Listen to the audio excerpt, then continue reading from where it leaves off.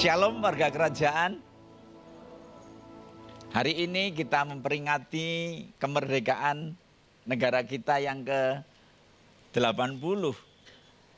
Negara kita bisa merdeka karena ada para pahlawan yang berjuang sampai titik darah penghabisan. Nah, bagian kita adalah bagaimana mengisi kemerdekaan ini dengan sebaik-baiknya. Bagaimana kita berikan support yang terbaik buat negara kita sehingga negara kita semakin maju. Nah, Bapak Ibu sudah terkasih, sebagaimana negara kita ini merdeka karena ada pahlawan yang berjuang, demikian pula dengan kita. Kalau kita hari ini bisa mendapatkan kepastian keselamatan, itu karena ada Yesus Kristus yang mati di atas kayu salib untuk menebus dosa kita. Ketidaktaatan manusia pertama, Adam dan Hawa, menyebabkan manusia jatuh ke dalam perbudakan dosa dan mengalami kebinasaan kekal. Nah, Bapak Ibu sudah terkasih, oleh karena korban Kristus, kematian Yesus Kristus di atas Kalvari memerdekakan kita dari dosa. Dan setiap kita yang menerima Yesus Kristus sebagai Tuhan dan Juru Selamat, sebagai Raja di dalam kehidupan kita, kita mendapatkan jaminan keselamatan dan kehidupan yang kekal. Bagian dari kita bagaimana untuk kita hidup saleh, walking in godliness di dalam kehidupan kita. Jadi kita hidup saleh itu bukan supaya kita diselamatkan. Karena setiap kita yang menerima Yesus Kristus sebagai Tuhan dan Juru Selamat, itu sudah diselamatkan. Kita hidup saleh sebagai bukti bahwa kita sudah diselamatkan. Kita hidup saleh sebagai bukti bahwa kita adalah anak-anak Allah. Kita hidup saleh sebagai bukti bahwa kita adalah representative of Christ Kingdom, perwakilan kerajaan Allah di muka bumi ini. Buka bersama saya 2 Petrus 1 ayat yang ketiga. Karena kuasa ilahinya telah menganugerahkan kepada kita segala sesuatu yang berguna untuk hidup yang saleh, godliness, oleh pengenalan kita akan Dia yang telah memanggil kita oleh kuasanya yang mulia dan ajaib. Bapak Ibu sudah terkasih, ayat ini dimulai dengan kata karena. Nah, ini penting sekali kita mengetahui. Sebab kata karena ini menunjukkan tentang penyebab. Jadi kita, manusia, saudara dan saya bisa hidup saleh karena adanya kuasa Tuhan. Karena adanya kekuatan dari Tuhan, karena adanya anugerah dari Tuhan yang Tuhan berikan kepada kita. Jadi bukan karena kekuatan dan kemampuan kita sendiri. Setelah manusia jatuh ke dalam dosa, nature manusia, ya, keinginan secara alami manusia adalah untuk berbuat dosa. Tetapi karena adanya kekuatan dari Tuhan, ada anugerah dari Tuhan, itulah yang menyebabkan kita bisa hidup saleh, hidup berkenan kepadanya. Apakah itu kesalehan? Apakah itu godliness? Kesalehan adalah satu kehidupan yang taat kepada Tuhan. Kehidupan yang diarahkan kepada Tuhan. Kehidupan yang tidak bercela di hadapan Tuhan. Kehidupan yang mencerminkan kekudusan Tuhan. Jadi kesalehan ini adalah kehidupan yang serupa dengan Kristus. Dan memang untuk itulah kita dipanggil. Untuk itulah kita diselamatkan. Setiap kita dipanggil untuk menjadi serupa dengan Kristus. Tidak hanya mengenai perbuatan atau ketaatan secara lahiriah yang kelihatan dari luar. Bisa dilihat oleh orang-orang di sekitar kita. tetapi juga mencakup hati yang tulus dan motivasi yang benar dalam kita beribadah. Ya, dalam kita melayani, dalam kita berinteraksi dengan sesama kita, dalam kita berhubungan dengan keluarga kita, pasangan hidup kita, ya, rekan-rekan sekerja kita. Dimanapun kita berada, bagaimana kita memiliki pikiran, perasaan, perkataan, dan tentu saja juga perbuatan yang menunjukkan keserupaan dengan Kristus. Suatu saat Tuhan Yesus itu menegur ahli-ahli Taurat dan orang Farisi. Mengapa Yesus Kristus menegur ahli-ahli Taurat dan orang Farisi? Nah, ahli Taurat dan orang Farisi ini orang yang sangat mengerti tentang firman Tuhan. Nah, mereka ditegur Tuhan karena luar dan yang ada di dalam hidup mereka, motivasi mereka itu berbeda banget. Jadi, kalau mereka berdoa itu mereka berdoa keras-keras. Ya. Bahkan di tikungan-tikungan jalan, bukan karena cinta Tuhan, bukan karena mengasihi Tuhan, tetapi tentang ritual kehidupan mereka, agamawi mereka, supaya mereka dilihat oleh orang. Nah, kekristenan ini bukan tentang agamawi, bukan tentang ritual, tetapi tentang relationship, hubungan kita dengan Tuhan. Jadi kalau kita berdoa, itu karena kita mau berkomunikasi dengan Tuhan. Dan juga kalau mereka memberi sedekah itu, mereka pamer-pamerkan. Mereka gembar-gembor. Ya, waktu itu belum ada medsos. Jadi mungkin kalau waktu itu sudah ada medsos, mungkin kalau mereka memberikan sumbangan, mungkin akan masuk medsos. Dan kalau perlu ya, kalau mau masukin sumbangan itu kan uangnya diperlihatkan, dikiwir-kiwir. Aku nyumbang nih. Tujuannya biar diketahui oleh banyak orang. Dipuji orang. Wah, dia orang baik ya. Jadi supaya terkenal baik.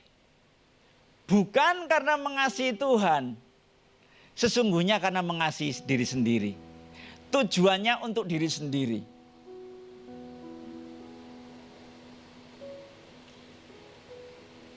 Kalau mereka pergi ke gereja, tempat ibadah ya. Kalau mereka pergi ke tempat ibadah, itu tujuannya bukan karena mereka mengasihi Tuhan, tapi mengasihi diri sendiri. Karena apa? Kalau mereka nggak beribadah, itu mereka takut kena kutuk. Nah, hari ini bagaimana dengan kita? Kalau kita pergi beribadah, karena kita cinta Tuhan, atau karena kita cinta berkat-Nya? Nah, sesungguhnya kalau kita pergi beribadah itu karena, wah kalau aku nggak beribadah hari Minggu, nanti Tuhan nggak memberkati aku. Sesungguhnya kita sedang tidak hidup di dalam godliness. Sebab apa? Sesungguhnya kita sedang mencintai diri kita sendiri. Betul ya? Kalau aku nggak ibadah nanti Tuhan nggak memberkati aku. Katakan di sini nggak ada. Ya, di sini datang beribadah karena cinta Tuhan. Yang setuju berikan tepuk tangan. Jadi orang-orang Farisi dan ahli Taurat ini, mereka ini seperti kuburan putih. Jadi dikatakan demikian. Celakalah kamu, hai ahli-ahli Taurat dan orang Farisi. Hai kamu orang-orang munafik. Sebab kamu sama seperti kuburan yang dilabur putih.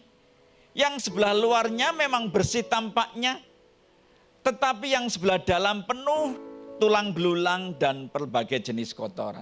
Nah, Bapak Ibu Saudara terkasih, kalau kita pergi ke pemakaman, kita akan melihat kuburan-kuburan yang mungkin dibuat demikian indahnya.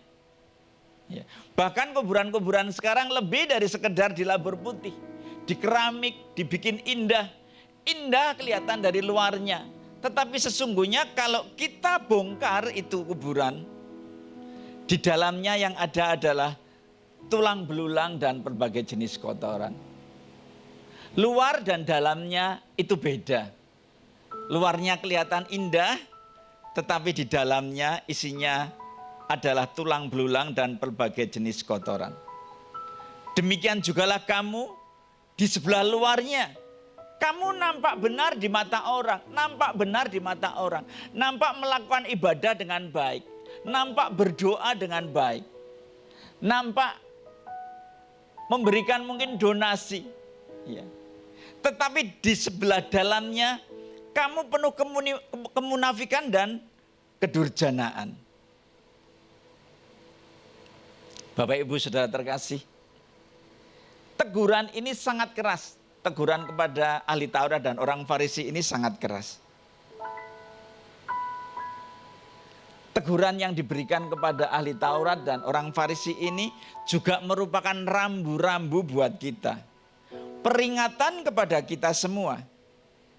Jangan sampai kita mempunyai kehidupan yang seperti mereka. Indah di luar, tetapi di dalamnya sesungguhnya tidak seperti itu. Mari saya mengajak untuk kita melayani Tuhan, untuk ketika kita datang beribadah, itu karena kita mengasihi Tuhan, bukan karena motivasi yang lain. Mari ketika kita membantu sesama kita, karena kita mengasihi sesama kita, karena kita mau melakukan firman Tuhan, bukan karena motivasi lain. Pak, saya ini belum bisa melakukan apa-apa. Saya mau sampaikan, kalau belum bisa melakukan apa-apa, paling tidak jangan mengganggu orang lain.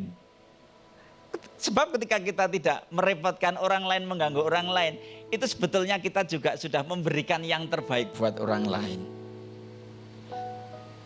Kehidupan yang saleh ini merupakan hasil dari hubungan yang intim dengan Tuhan. Kedekatan kita dengan Tuhan. Kehidupan yang saleh ini bukan semata-mata merupakan usaha kita, melainkan buah dan kuasa ilahi. Buah dari kuasa ilahi dan pengenalan akan Allah.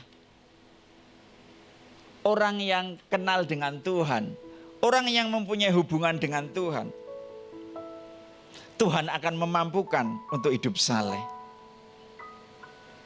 Filipi 2 ayat 13. Karena Allah lah yang mengerjakan di dalam kamu, baik kemauan maupun pekerjaan menurut kerelaannya. Bapak Ibu Saudara terkasih, kita tidak dipanggil dan didesain untuk hidup dan berjalan sendiri. Kita dipanggil untuk hidup dan berjalan bersama Tuhan. Tanpa Tuhan kita nggak bisa apa-apa. Tanpa kuasa dan pertolongan Roh Kudus kita nggak bisa apa-apa. Kita nggak akan bisa hidup saleh. Kita nggak akan mungkin bisa mengalahkan dosa. Tanpa kuasa dan pertolongan Roh Kudus, kita tidak akan mampu menjalani kehidupan yang berkenan kepadanya. Dunia ini semakin lama kan semakin sulit ya. Semakin ke belakang kehidupan di dunia ini tidak semakin mudah tapi semakin sulit.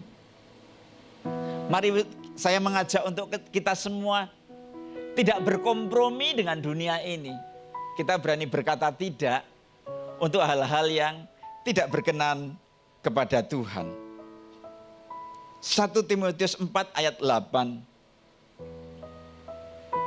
Latihan badani terbatas gunanya. Tetapi ibadah itu berguna dalam segala hal karena mengandung janji. Baik untuk hidup ini maupun untuk hidup yang akan datang. Nah, Bapak Ibu Saudara terkasih, hidup dalam kesalehan ini bukan pilihan, tetapi tujuan Tuhan bagi umatnya. Kesalehan itu adalah tanda pertumbuhan rohani. Bukan berarti bahwa orang yang saleh itu tidak pernah berbuat salah. Suatu saat kita mungkin berbuat salah. Orang yang hidupnya saleh ketika berbuat salah akan segera menyadari dan berbalik dan bertobat.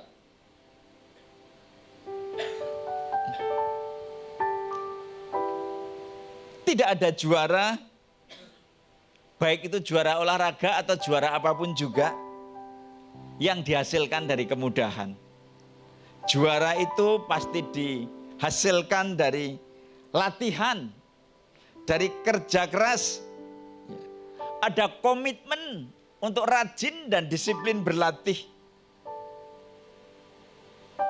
Saat berlatih, nggak ada alasan. Nggak ada alasan saat berlatih. Aduh, hujannya deras, aku nggak bisa datang. Pegal-pegal, aku nggak bisa datang. Tidak seperti itu. Untuk menjadi juara, itu perlu kemauan dan disiplin yang keras.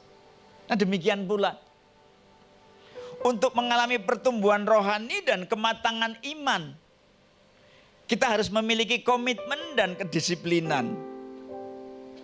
Menetapkan diri untuk terus melakukan firman Tuhan dimanapun kita berada dan di dalam situasi apapun. Tidak kompromi dengan perbuatan dunia.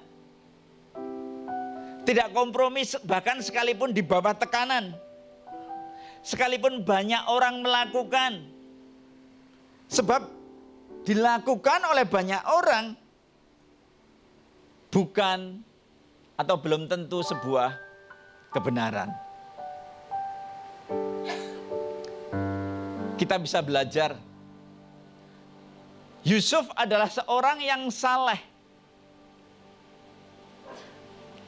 Bagaimana dia tidak kompromi dan dia berani menentang keinginan nyonya rumahnya, istri dari tuannya.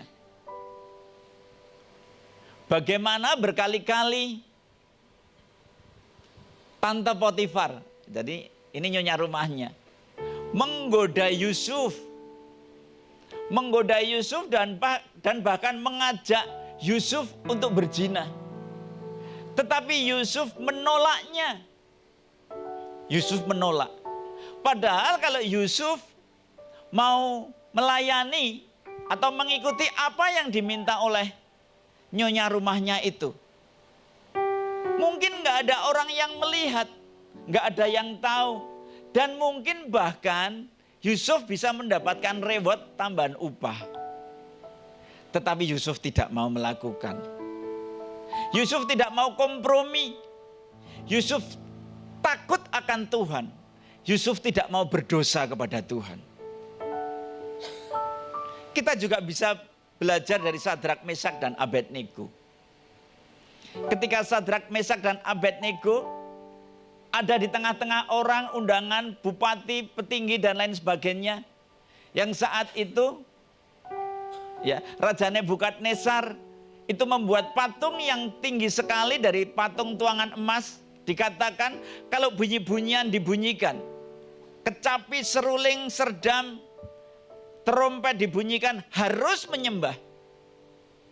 Dan saat itu ketika semua bunyi-bunyian dibunyikan, semua menyembah patung tuangan itu. Sadrak, Mesak, dan Abednego tidak melakukannya. Dilakukan oleh banyak orang, belum tentu sebuah kebenaran. Sadrak, Mesak, Abednego tahu bahwa kebenaran yang sesungguhnya adalah dia hanya akan menyembah Tuhan dan Allah yang hidup. Kemudian dia dilaporkan, dia diberi kesempatan. Karena kalau ada orang yang tidak mau menyembah patung tuangan itu, akan dimasukkan ke dalam dapur perapian yang menyala-nyala. Sadrak, Mesak, dan Abednego dilaporkan. Tetapi lihat, sekalipun diberi kesempatan, dia tetap tidak menyembah patung tuangan itu. Sekali lagi ketika bunyi-bunyian dibunyikan, semua orang menyembah, Sadrak, Mesak, dan Abednego tidak menyembah. Aku sekali-kali tidak akan menyembah patung tuangan itu. Dan akibatnya Sadrak, Mesak, dan Abednego dimasukkan ke dapur perapian yang sudah dipanaskan 7 kali. Orang yang membawanya saja mati. Tetapi oleh karena kasih karunia dan kuasa Tuhan, oleh karena kesalehannya, Tuhan menyertai dan melindungi. Sekalipun di bawah tekanan, sekalipun di bawah ancaman, Sadrak, Mesak, dan Abednego, dia tidak mau melakukan, sebab dia adalah orang yang saleh. Bagaimana dengan kehidupan kita ketika kita di kantor, ketika semua orang punya kesempatan dan melakukan kesempatan itu untuk melakukan kecurangan, semua melakukan, keputusan kita, apakah kita akan ikut menjadi seperti mereka atau kita akan tetap tidak melakukannya? Orang boleh tidak melihat, tetapi kita perlu tahu. Bahkan mungkin CCTV-nya mati, tapi kita perlu tahu, ada Tuhan yang selalu melihat perbuatan kita. Mari, jangan pernah kompromi dengan dunia. Jangan pernah kompromi dengan dosa. Bagi kita yang masih belajar sekolah, kalau mau ulangan tolong belajar, jangan nyontek. Ya. Mungkin guru kita tidak melihat, tetapi saya sampaikan, Tuhan melihat. Mengapa kita harus bertumbuh dan berjalan dalam kesalehan? Yang pertama, karena kesalehan menyenangkan hati Tuhan. Tanpa iman memang kita nggak berkenan kepada Tuhan. Seperti yang saya sampaikan tadi, bahwa kita diselamatkan oleh karena iman kita, bukan karena kesalehan kita. Jadi kita hidup saleh bukan supaya kita selamat, tetapi bukti bahwa kita sudah menerima Yesus Kristus sebagai Tuhan dan Juru Selamat, dan kita mau mempunyai kehidupan yang menyenangkan Tuhan. Hal yang kedua, mengapa kita harus berjalan dan bertumbuh dalam kesalehan? Karena kesalehan kita akan menjadi kesaksian bagi dunia. Di dalam Matius 5 ayat 13 sampai 16 dikatakan, kamu adalah garam dunia. Jika garam itu menjadi tawar, dengan apakah ia diasinkan?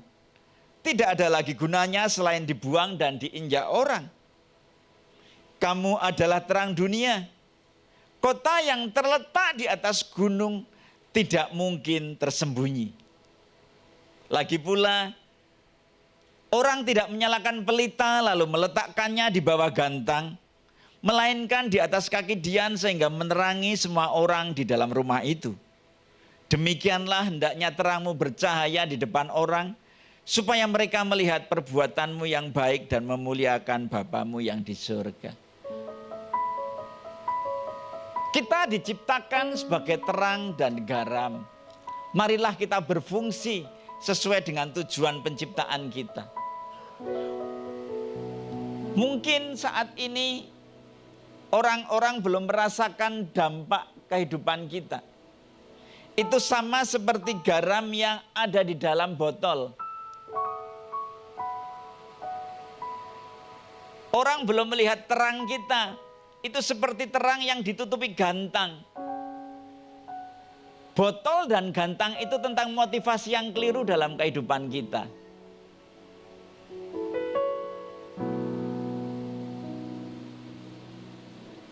Tidak ada sesuatu yang bisa disembunyikan. Ketika kita mempunyai motivasi yang keliru, suatu saat orang akan tahu.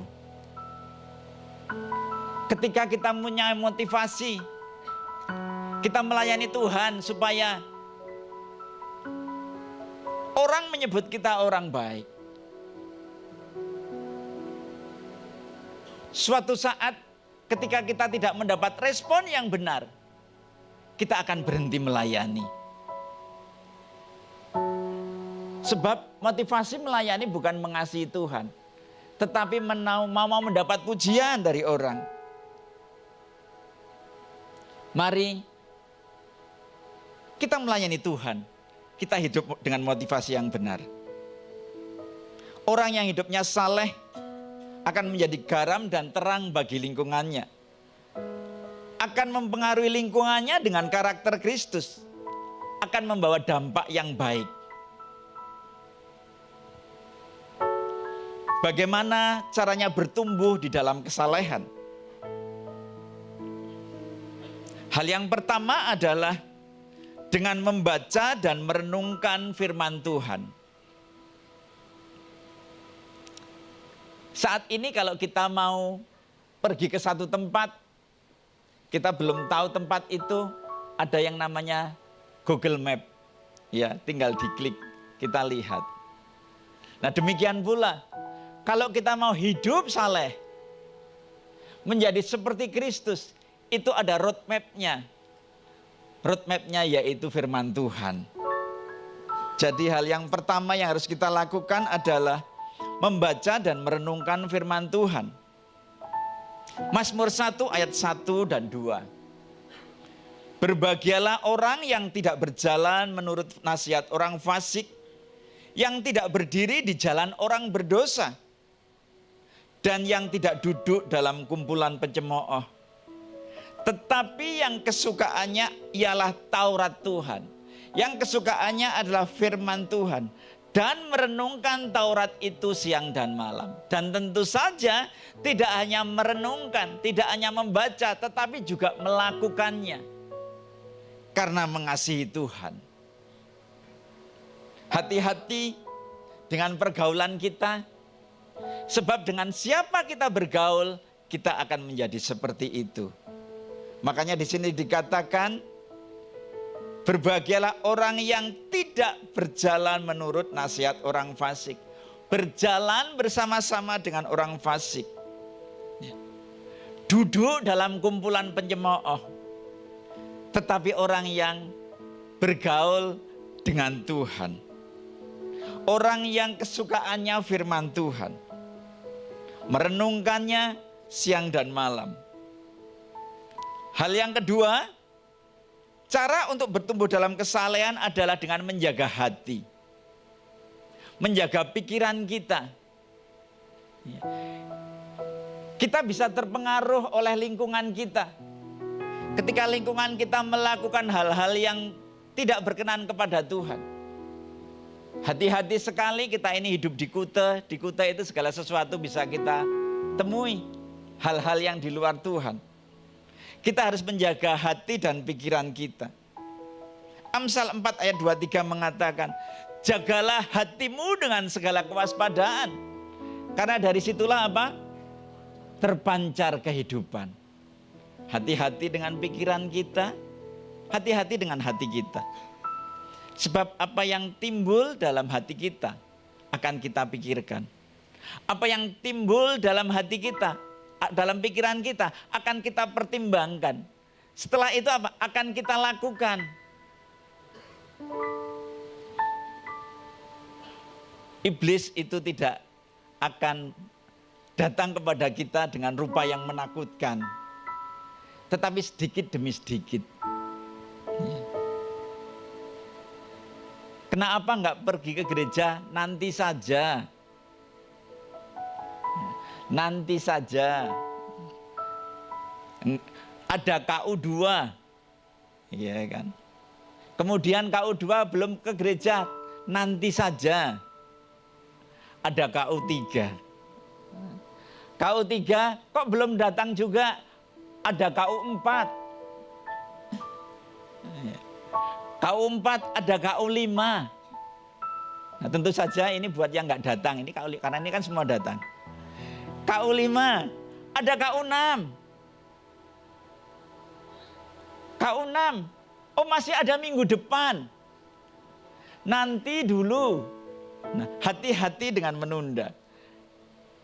Ini adalah the year of preparation, tahun persiapan. Kita nggak tahu Tuhan datang kapan. Jaga hati kita, jaga pikiran kita. yang ketiga adalah dengan cara meneladani Kristus. Hidup dalam kesalehan itu caranya belajar dari Kristus. 1 Yohanes 2 ayat 6 mengatakan demikian. Barang siapa mengatakan bahwa ia hidup di dalam Dia, ia wajib hidup seperti siapa? Sama seperti Kristus. Hati-hati sebab ada tantangan. Tantangannya itu berupa godaan dunia dan kenyamanan. Pengaruh lingkungan yang tidak takut akan Tuhan. Pak, apa itu? Hasil dari kehidupan saleh. Hasil dari kehidupan saleh adalah kedamaian sejati. Tidak ada ketakutan. Ya. Karena kita hidup benar di hadapan Tuhan. Yang nomor 2 tentu saja adalah kedekatan dengan Tuhan. Tuhan Yesus memberkati. Haleluya. Mari kita hidup saleh, sebab hidup saleh adalah bagian dari the year of preparation. Kita akan perjamuan kudus. Apakah ada di antara warga kerajaan yang tadi waktu masuk belum mengambil? Kalau ada diangkat tangannya. Ada di bagian tengah. 1, 2, 3. Ya, silahkan Asar melayani. Terus diangkat tangannya.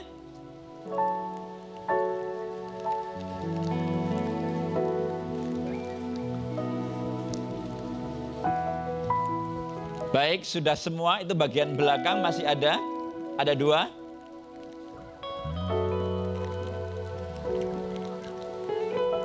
Mari kita bangkit berdiri.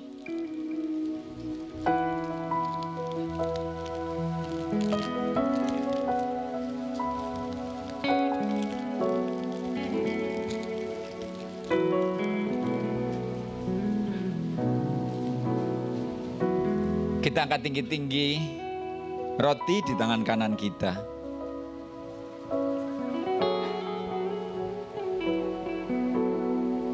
Tuhan, terima kasih sebab Engkau sudah memerdekakan dari kami dari dosa dan dari kebinasaan yang kekal melalui pengorbanan-Mu di atas kayu salib. Tuhan, kami sadar bahwa keselamatan yang kami terima ini bukan karena kuat gagah kami, bukan karena usaha kami, tetapi semata-mata karena kasih karunia. Bukankah roti yang kita angkat tinggi-tinggi dan atasnya kita mengucap syukur adalah persekutuan dengan tubuh Kristus? Makanlah di dalam nama Tuhan Yesus.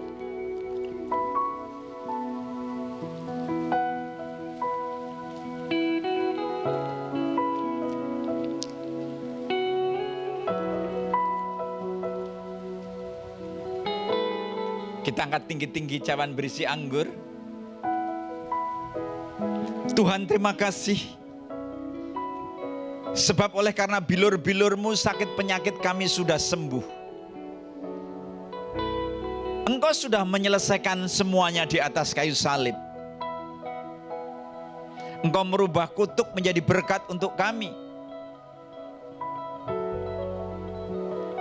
Kami yang tidak berpengharapan, tidak punya pengharapan, diberikan pengharapan yang baru.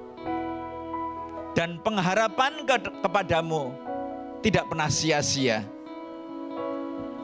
Bukankah cawan berisi anggur yang atasnya kita mengucap syukur adalah persekutuan dengan darah Kristus? Minumlah di dalam nama Tuhan Yesus. Terima kasih, terima kasih.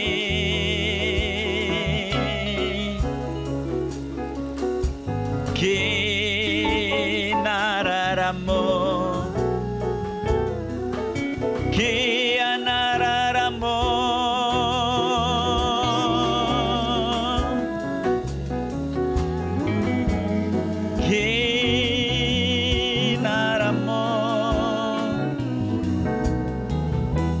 kinararamo, terima kasih. kasih Tuhan. Sikira batakan arararamu. Tuhan, terima kasih untuk tubuh dan darah-Mu yang sudah kami terima. Terima kasih untuk keselamatan kekal, untuk jaminan masa depan. Sebab di dalam Engkau masa depan itu sungguh ada. Kami memuji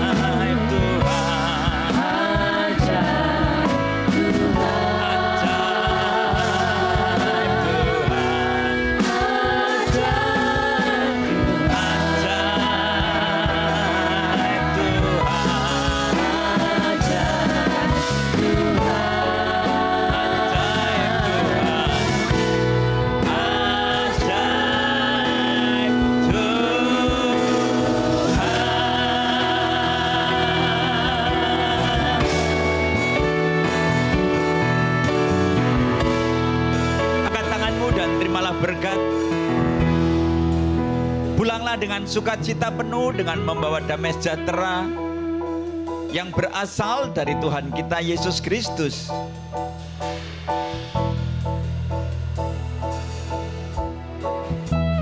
Pengharapan di dalam Tuhan itu adalah pengharapan yang pasti. Oleh karena itu, peganglah pengharapan itu. Tuhan kita Yesus Kristus adalah Tuhan yang setia. Dia tahu apa yang kita butuhkan dan Dia menyediakan semuanya. Tuhan memberkati engkau dan keluargamu. Tuhan memberkati usaha dan pekerjaanmu. Tuhan memberkati studimu. Tuhan memberkati pelayananmu. Apapun yang kau kerjakan, Tuhan membuat engkau berhasil. Nama Tuhan akan dipermuliakan melalui kehidupanmu. Di dalam nama Tuhan Yesus Kristus, yang percaya menerima berkat bersama-sama katakan amin.